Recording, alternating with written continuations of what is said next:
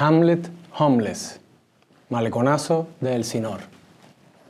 Yo no seré Hamlet. Me pararé en el muro del malecón y contemplaré el mar. Una ola vendrá a mi encuentro y me invitará a decir mi recitación, a hablar conmigo mismo en voz baja, a preguntarme y a dudar. Callaré, no diré nada. Náusea me dará la mentirosa y prefabricada reflexión, el falso debate, el problema, la ilusa búsqueda de una solución. Asco, el doble libreto de la capital, uno para uno. La Habana, 1994 y otro para ellos. Alí Baba. Entre individuo y libertad, la soledad de un abismo. No seré Hamlet, pero me llegará el maleconazo del Elsinor y aprenderé la primera protesta. Allí gritaré por mi derecho a fuga. Claudio, ya que te has tomado el trabajo de bajar hasta aquí desde tu altísima torre y que vestido de militar nos preguntas a todos qué pasa y qué es lo que queremos, yo te digo en nombre mío y de toda esta gente, abre esta isla, que nos queremos ir de aquí. No dejes que esta bahía nos trague, que esta bahía nos sepulte. Ante la mirada impune de todas tus glorias, de todos tus dones, de todas tus medallas, danos al menos un horizonte de locura, un horizonte de sal, porque en este lugar ya no tenemos casa, ni país. Y cualquier cosa es mejor que una tierra sin techo, una tierra con amo, sin ilusión. Me montaré en una balsa y llegaré a Cayo Hueso, haré mía a una tierra extranjera, pero no pararé de pensar el resto de mis días en lo que ya saben. Esa ansia, ese anhelo, esa Cuba nuestra que no sale. Esa ansia, ese anhelo, esa Cuba nuestra que no sale. Esa ansia, ese anhelo, esa Cuba nuestra que no sale. Al día siguiente de mi partida, de mi exclusiva ausencia, la roca fortificada recuperará su tino. La masa de agua volverá a su marco. El océano a su límite. Será olvidado lentamente con la misma suavidad que se pule una piedra, con que se hunde un cuchillo en el corazón de un cerdo animal para el banquete del cochino. Toda mi historia será fuertemente sujetada hasta que el último de mis recuerdos pare de chillar y de latir.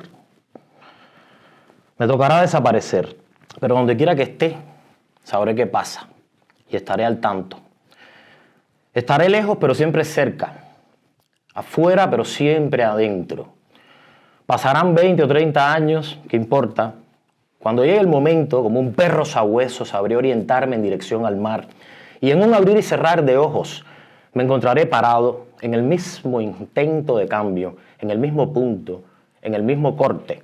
Y otra vez, no seré Hamlet.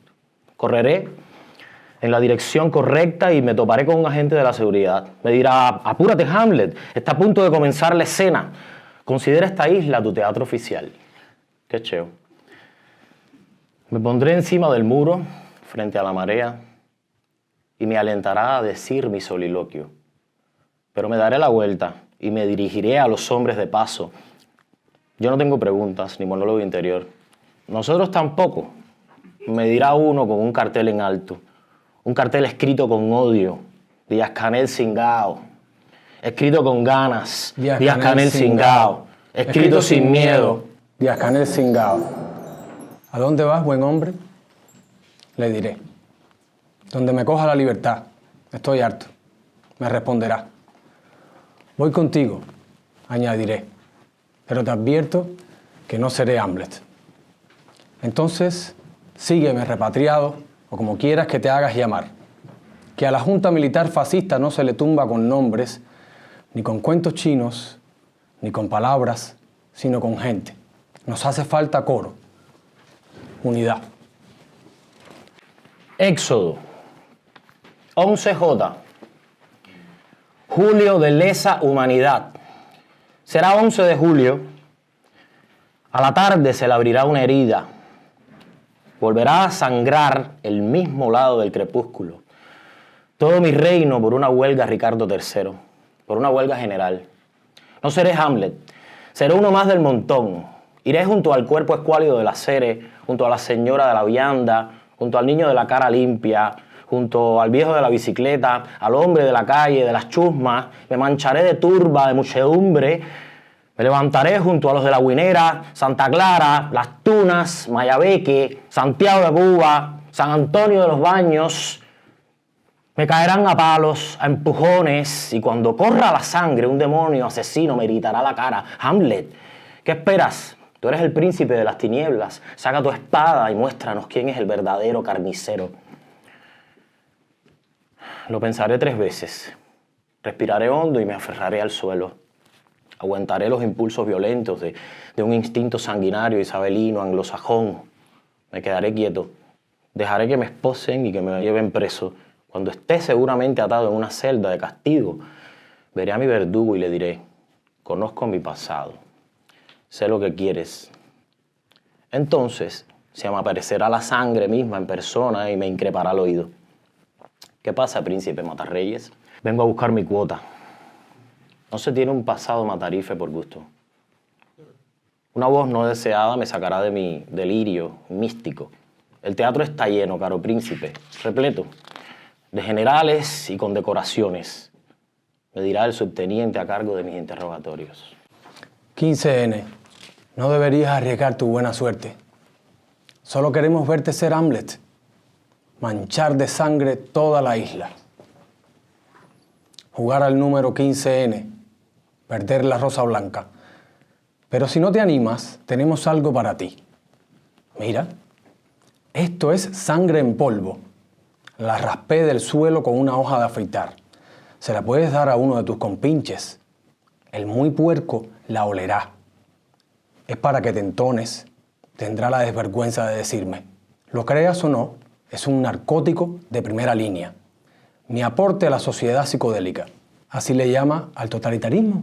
Por último, como si fuera poco, pasará su nariz de elefante marino como una aspiradora por el borde de la mesa, tratando de absorber hasta el último grano. Completamente drogado, escuchará exactamente todo lo que nunca dije. Vaya hombre, al fin vuelves en ti. Mira que te has hecho de rogar. Usted se hace ilusiones. Yo no he dicho nada. Claro que has dicho. No, para nada. Has dicho que serás Hamlet. Más bien, le he dicho una y otra vez que no. No y 1000 veces no seré Hamlet. Me mirará a los ojos y me dirá, colérico, a gritos: no puedes decir sí y no al mismo tiempo. Sí y no. Sí y no. Sí y no. Le repetiré desafiante. Será demasiado. Sacará su arma y me apuntará a la cabeza. Se acabó mi paciencia. Si no quieres ser Hamlet, tienes que morir. Escucharé un disparo largo, interminable, estirado en el tiempo, pero no será el mío. La cabeza del subteniente Matías caerá a mis pies. Veré a la libertad deseando al pueblo. Saldré a la calle, correré en medio del júbilo y de la humanidad. Llegaré por fin a casa. La puerta estará abierta, me sentaré a la mesa con toda mi familia, brindaremos, beberé un prolongado sorbo de vino tinto. Sentiré un golpe lacerante en mi sien. Veré una luz blanquecina que me cegará. Entonces todo habrá acabado. Estaré muerto. Todo mi escape no habrá sido más que una pasajera ensoñación, adoptada en los 2 o 3 segundos previos a mi caída. Víctor Varela, marzo 14, 2022, Nueva York.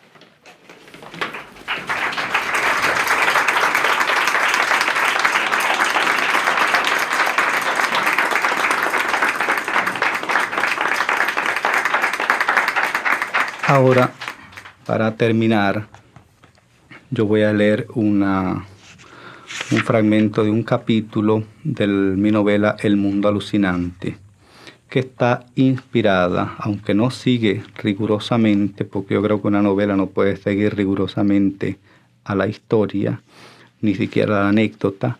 En fin, no sigue rigurosamente la vida de Fray Servando Teresa de Mier, pero toma a la figura de Fray Servando como una metáfora de la historia, sobre todo una metáfora de la historia de América, donde generalmente las persecuciones políticas, en fin, han sido incesantes a través de todos los tiempos.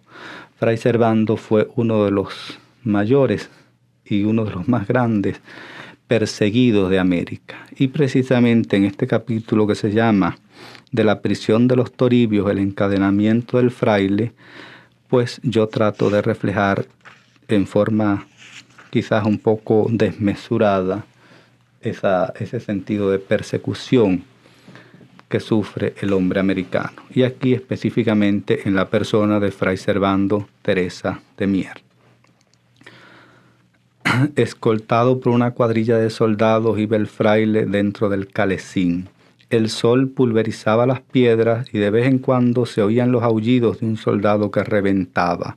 Así atravesaron las 2 Castillas, donde prepararon una sopa con huesos milenarios. Luego cruzaron sobre campos de nieves que a su paso se iban derritiendo. Atravesaron toda Sevilla. Llegaron a la prisión de los Toribios. Es un condenado a perpetuidad, dijo el alguacil. Y el fraile subió a la última celda de la prisión y allí empezaron a encadenarlo. Del cuello le amarraron una cadena gruesa, la cadena madre y central que daba después 2 vueltas a la cintura. Le amarraba los pies y volvía a rematar en el mismo sitio del cuello.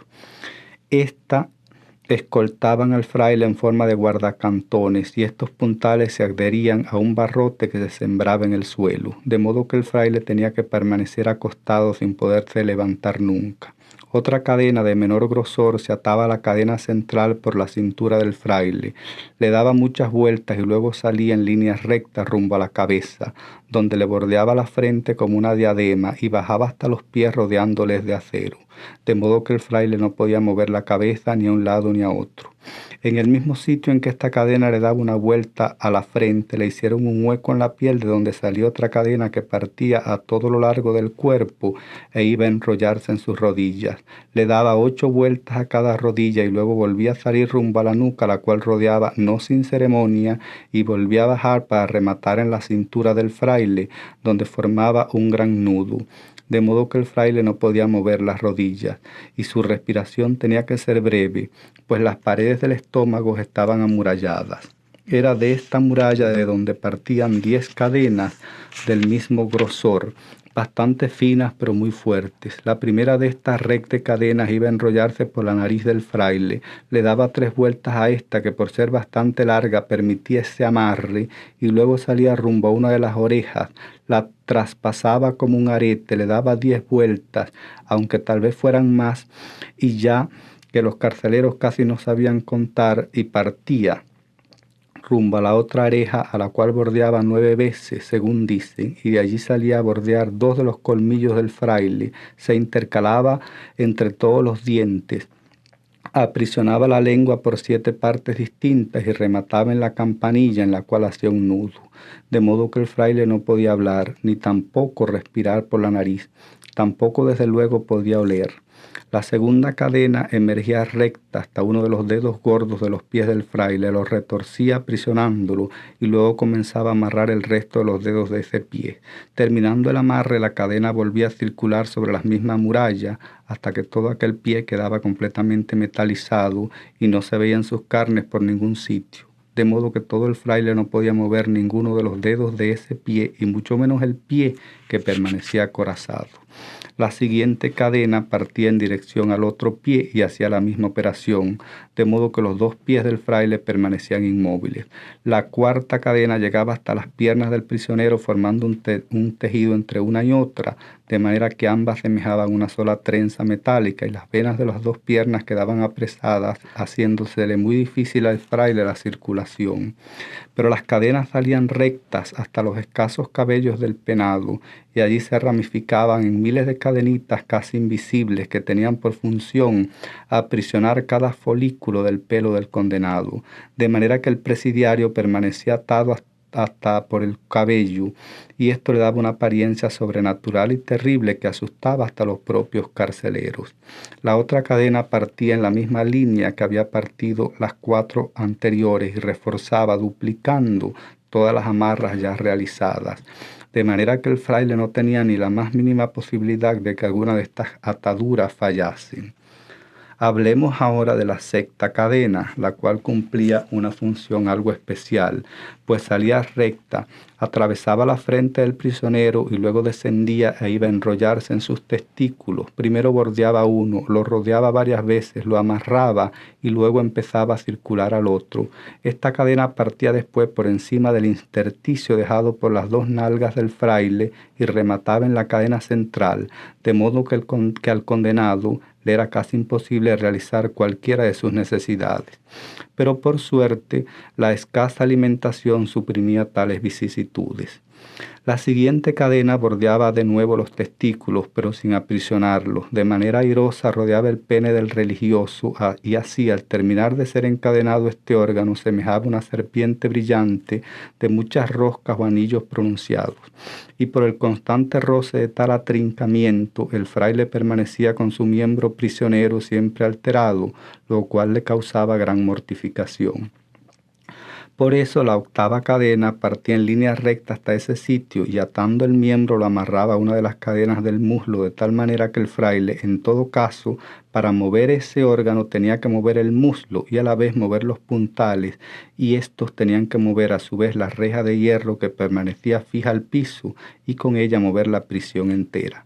Así es que la siguiente cadena salía en zigzag por todo el abdomen del presidiario y sobre él realizaba finos bordados. Luego hacía un remate en cada uno de los muslos, de los cuales unía hasta fundirlos en una sola pieza impenetrable, y de allí bordeaba de nuevo los dedos de los pies, y de cada uno salía multiplicada en 5 finas cadenitas que iban a adherirse a los 5 dedos de cada mano, de modo que manos y pies permanecían atados y no permitían ningún movimiento ni señal al fraile. Pero esta cadena tenía a su vez un apéndice que partía hasta los ojos del condenado, ramificándose en innumerables cadenitas que tenían por función atar las pestañas y luego cada pelo de las cejas, y luego muy unidas iban a rematar amarrándose a los vellos de la nariz ya encadenada, de modo que el fraile no podía ni siquiera pestañear. Mas la 10ª y última cadena permanecía libre, se veía salir de la misma región que salían las otras y colgar en el aire. Su función era servir de orientación a los carceleros para que ellos supieran más o menos dónde estaban los distintos órganos del prisionero, dónde la boca para darle los alimentos.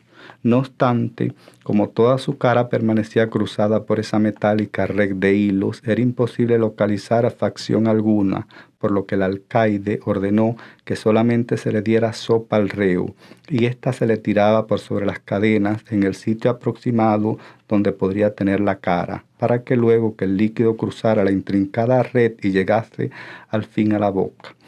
Pero casi nunca sucedía así, y el fraile aprendió a absorber por las ventanas de la nariz.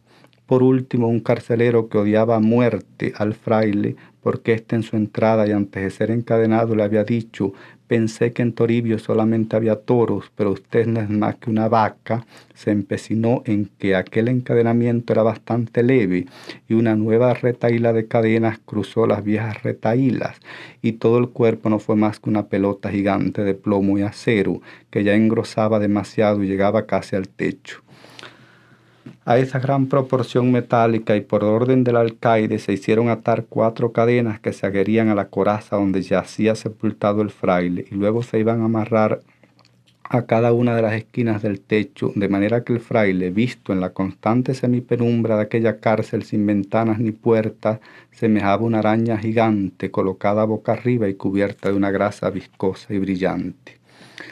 ¿Y qué era de la vida de aquel hombre que permanecía en el interior de aquella red asfixiante? Fray Servando se había ido adaptando a las prisiones, y ya ésta le resultó dura, pero no tanto, de manera que aprendió a tomar el aire a través de la red de cadenas, y aprendió a succionar aquella agua podrida que le lanzaban sobre el rollo metálico que le ocultaba la cara. De modo que la sopa que le servían un lunes, siempre por la tarde, humedecía su rostro el sábado, ya bien de mañana. Y por los cambios de temperatura que se observaban en su ferroso encierro, por el calentamiento o enfriamiento del enrejado, sabía el fraile de la llegada del día y de su retirada, de la entrada de la noche y del amanecer. Y de haberse prolongado aquel encierro, con los años, habría aprendido a traspasar con la vista el hierro y el techo, y a ver el cielo, el sol y los buitres revoloteando por encima de la prisión. Y como fue adelgazando hasta que sus huesos se redujeron de volumen, el encadenamiento se le hizo más soportable y hasta podía de vez en cuando mover ligeramente el abdomen y respirar. Y no obstante su situación tan penosa de tortuga varada, no obstante la vigilancia de los carceleros y las flotas que llegaban cargadas de barros de acero que se acumulaban sobre un cuerpo ya esquelético, no obstante los rigores de ese encadenamiento, algo había fallado en toda aquella ceremonia infernal. Algo hacía que la prisión siempre fuera imperfecta, algo se estrellaba contra aquella red de cadenas y las hacían resultar mezquinas e inútiles, incapaces de aprisionar. Y es que el pensamiento del fraile era libre, y saltando las cadenas salía breve y sin traba fuera de las paredes, y no dejaba ni un momento de maquinar escapes y de planear venganzas y liberaciones. El pensamiento, emergiendo ligero de entre aquellas barras de acero, saltaba por sobre las mismas narices de los carceleros y llegaba retrocediendo en el tiempo hasta los campos de arena y los cerros de piedra como pintados de blanco, y se paseaba por frescos chumberales e intrincados chaparrales, y luego emergía hasta la ciudad de las infatigables campanas, y ya estaba debajo de los bancos, y veía pasar a las soldaderas arrebujadas en sus ponchos, pregonando tamales y huaraches, de modo que todo resultaba inútil, y el fraile iba y venía más que nunca por donde se le antojaba, y repasaba el tiempo, y se adentraba en él, y volvía a salir libre, como nunca en sus días de agobio, como lo habían sido todos, lo había podido lograr. Y de no haber sido por aquellas odiosas cadenas que le apretaban la comisura de los labios, introduciéndose por los intersticios de los dientes y atándole la lengua, se hubiera visto dentro de aquella armazón, semejante a un pájaro fantástico, la sonrisa de Servando, tranquila, agitada por una especie de ternura imperturbable. Y mientras tanto los carceleros hacían conjeturas y temían, veían aquella mole en la semipenumbra, la veían centellar y no escuchaban ya ningún sonido, y temían, y el temor les hacía despertar nuevos temores, de manera que sobre aquellas cadenas se amontonaron más cadenas, y sobre aquellas más cadenas volvieron a colocarse una nueva red de cadenas, pero los carceleros seguían temiendo por la audacia del fraile y también por la bestialidad de la obra que ellos estaban haciendo, por lo que se pidió una nueva remesa de cadenas, y 2 bergantines vinieron de Inglaterra, y toda aquella solicitud reluciente fue colocada sobre la chatarra ya enmohecida que empezaba a traspasar las paredes, y la cárcel casi se bamboleaba bajo aquel peso. Pero los carceleros seguían temiendo y se reunían en los pasillos temerosos y empezaban a temer por sus temores y se agazapaban en los rincones y señalaban para la celda del fraile, y por la noche alguno enloquecía y luego decía que en la celda del condenado se habían oído gritos y desprendimientos de cadenas y que en las paredes, y esto sí era cierto, se habían escuchado crujidos. Y nuevos bergantines venían cargados de cadenas, y como las tormentas eran muchas y el peso de la carga demasiado, no pocos fueron a parar al fondo del estrecho, y esto fue un nuevo cargo a favor de la acusación de brujería del fraile y sus diabólicos tratos con el temible diablo que tanto temían los temerosos carceleros tan temibles. Pero otros bergantines llegaron a tierra, y las cadenas fueron arrastradas por innumerables fieles hasta la santa prisión donde yacía el maldito encadenado, y las nuevas cadenas se agregaron a las nuevas cadenas, y por último se le suprimió la comida al fraile y solo se le abastecía de cadenas. La tarea era febril. Día y noche no se oían más que el ascenso de cadenas que se arrojaban sobre su cuerpo ya remoto, y los carceleros seguían temiendo, hasta que llegó el momento. Los aterrorizados guardianes oyeron el crujir y se refugiaron abrazados en las celdas más bajas. Luego oyeron de nuevo el crujir y siguieron refugiándose. Y al momento se escuchó un estallido de las paredes, y un estallido del piso, y un estallido de toda la prisión, y era el peso de las cadenas del fraile que al fin había echado abajo toda la cárcel, y ya no resistía más, y los escombros de las rejas fueron abriéndose paso a paso a través de otros escombros, y el fraile encadenado se vino abajo entre aludes de piedras y chillidos de grilletes que se retorcían y cedían, y así fue rodando aquella masa de acero piso por piso hasta convertir en polvo todas las galerías y echar abajo las infernales celdas hasta llegar al piso más bajo y aplastar de un solo golpe a todos los temerosos carceleros. Y el alcaide, al sentir el estallamiento de los grillos, echó a correr campo abajo, pero un bloque de piedra lo alcanzó en el cuello y lo hizo detenerse hasta que el fraile, en su vertiginoso giro, le cruzó por encima. De modo que la prisión quedó reducida a piedras dislocadas. Pero he aquí que Fray Servando sigue encadenado, y como la prisión estaba sobre una pendiente, prosigue dando vueltas dentro de su armazón, destruyendo aldeas, sepultando poblaciones completas. Así cruzó toda Sevilla, desbordando el Guadalquivir, pulverizando juncos, ranas, pájaros y marismas. Luego continuó hasta Madrid asolándolo, y de allí retrocedió pasando por el Escorial y reduciéndolo a un montón de piedras, sin dejar un árbol en pie. Asoló a las dos Castillas y bajó luego por Cádiz, sumergiendo el puerto. Así iba el fraile, rodando dentro de sus propias cadenas que ya se resquebrajaban y cedían. Así iba hasta que atravesó de un golpe toda la Sierra de León y fue balanceándose, únicamente atado por la cadena central hasta parar al mar. Pero antes tropezó con unos acantilados y la cadena central cedió, y los puntales cedieron, y el fraile cayó libre sobre las olas, tan espumosas que no cesaron ni por un momento de estrellar a los cangrejos contra los imperturbables farallones de la costa y hacerlos añicos.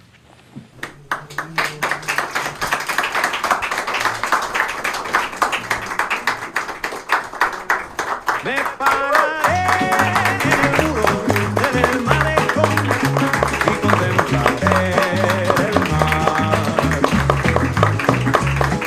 Una ola vendrá a mi encuentro y me invitará. Bien, este es el momento de la socialización. Nos vamos a deleitar con unos gusticos que están ricos, el mejor de los mojitos. Que va a quedar ya. Seré H. Hamlet. Otra vez no seré Hamlet. Hamlet. Abre esta isla que nos queremos ir de aquí. Me montaré en una balsa y llegaré a Cayo Hueso. Esa ansia, ese anhelo, esa Cuba nuestra que no sale. Esa Cuba nuestra que no sale.